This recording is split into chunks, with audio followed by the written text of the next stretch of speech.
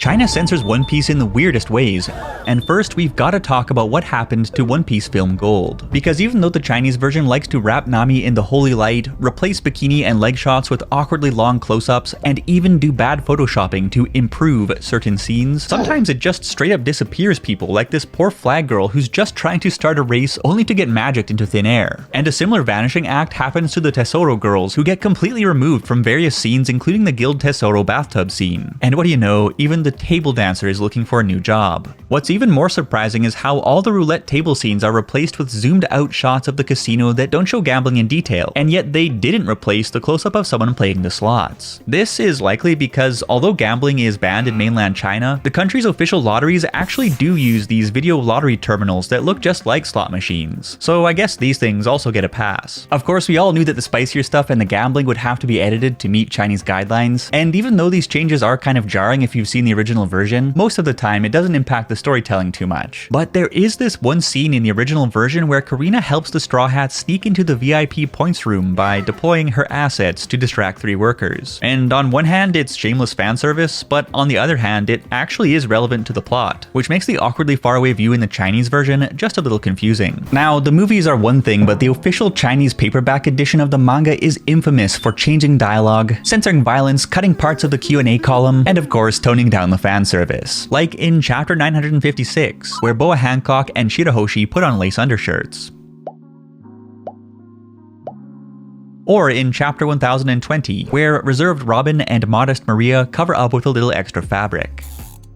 Not even the manga's cover pages or the Vivre card encyclopedia sheets can escape the anti-chest treatment, and instead of just giving Robin an undershirt in chapter 984, they went all the way in for the complete coconut cancellation. But what's even weirder is how they changed her dialogue. In this scene, Robin and Jinbei are disguised as members of the Beast Pirates, who have gathered to watch the crucifixion of the Straw Hat crew's friend, Momonosuke. And in the Japanese version, Robin shouts, "Bring him down here. Let me gouge out his eyes." But in the Chinese version, she instead says, "Don't leave him hanging so far away. Bring him down here and let us see him. Give me a good look." Which sounds like something Robin might normally say, but loses that extra layer of depth in the original line where she's talking tough to fit in with the Beast Pirates. Chinese fans suspect that this change was likely made to align with China's guidelines on violent or morally dubious content in anime and comics, which in addition to character names and move names, can even police the words coming out of characters' mouths. And speaking of police, apparently the new movies have changed the word Marines to police. And get this, the Revolutionary Army is now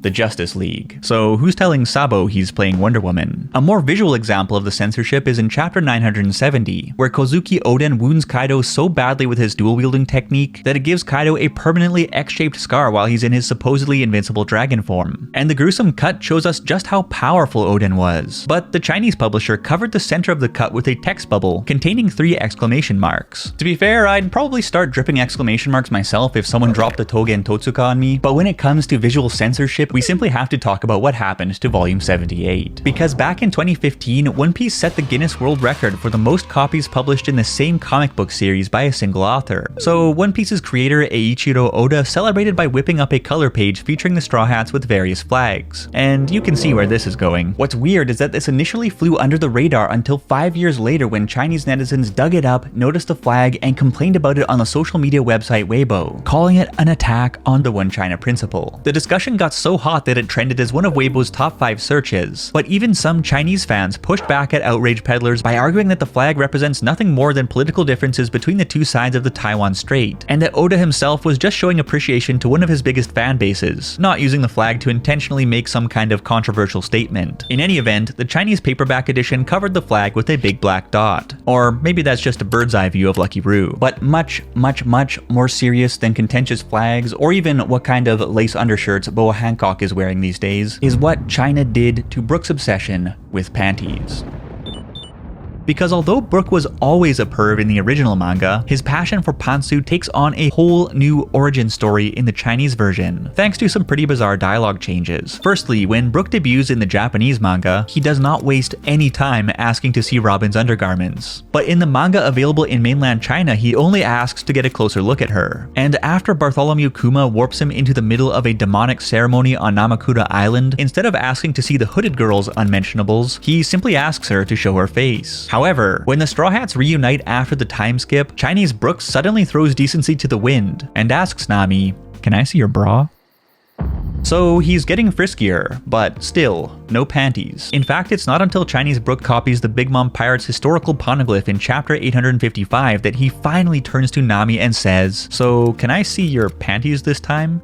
Apparently, something on Whole Cake Island broke the man, because from here on out he's an unstoppable panty monster just like he is in Japanese, who even goes after Big Mom's big thongs, and thank God she was not having any of that. But as you can see, we've gone from faces to bras to panties to granny panties to who knows what kind of deviant things Chinese Brook will want to see next. And one theory for this weird progression is that in the early days the translators were being extra careful about how they wrote the manga's dialogue, but eased off as they got more clarity around when and how different censorship regulations would be enforced. That, or they just didn't care. I mean, just look at how they butchered one of the most emotional scenes in the Enies Lobby arc, when the Straw Hats declare war on the world government. In the original version, the government officer Spandam yells, "Are you crazy? You really think you can survive now that the entire world's your enemy?" And Luffy shouts back, "Bring it on." It was an absolutely epic way to top off Usopp defiantly burning down the government's flag. But in the Chinese paperback edition, Luffy and Spandam's lines are mixed up so that Spandam shouts, "You really think that you can survive now that the entire world's your enemy? Bring it on." Then Luffy shouts, "Are you crazy?" as if he's shouting at Usopp for burning down the government's flag that he just told him to burn down. It turns peak fiction into an awkward mess, and apparently later reprints did not fix the error. Lines getting scrambled up like breakfast at Denny's in the mainland Chinese version of the manga was a common issue up until the second half of the Wano Country arc, and even the collector's edition mixes up page 1 and Ulti's names. This is one reason why some fans also collect the traditional Chinese version published in Taiwan, or the version that's translated and published by Joan Sky Limited in Hong Kong, both of which have other issues but fewer technical errors and no censorship. As for the censorship in the main anime series, the good news is that you can watch a subtitled version of One Piece, or Sailing King as it's known in China, on the streaming service iQIYI. And quite unlike the theater release of Film Gold, the episodes I've watched don't seem to be censored. On the other hand, the dub that started airing on Chinese TV way back in 2001 was cancelled halfway through the 3rd season, so you'll have to turn to Taiwan if you want to listen to new episodes of the show in Mandarin. Just prepare yourself for a bit of a shock. Cause if you thought that 4 kids turning Sanji's cigarettes into lollipops was bad, well, the dub in Taiwan started doing something even worse in 2009 by simply blurring out the cigarettes. And all I can say is, what a mess. They've also added the text, "Don't imitate smoking behavior" to these scenes to comply with the Tobacco Hazard Prevention Act. But if I was a kid looking at this hack job cover-up, I'd probably be more interested in smoking than if they just showed the unedited scenes. Now, what's even worse, for Taiwanese men of culture, is that in 2015, Rebecca's chest became the next victim of the National Communications Commission guidelines. This time, the text on the side reads, "Thank you to the fans for their enthusiastic support," as if to distract viewers from the monstrosity of it all. And given that TV stations in Taiwan don't blur underwear ads featuring real people, fans were rolling their eyes at the double standard. But even more recently, Taiwan EBC News gave us all a chuckle when they censored Nami so hard she grew a new climatact. Not to mention that the edits make her top look more scandalous than it actually is. Of course, Robin didn't get off the hook either, but as someone who's actually spent a fair bit of time living in Taiwan, I've seen uncensored Nami and Robin literally everywhere, making all the TV censorship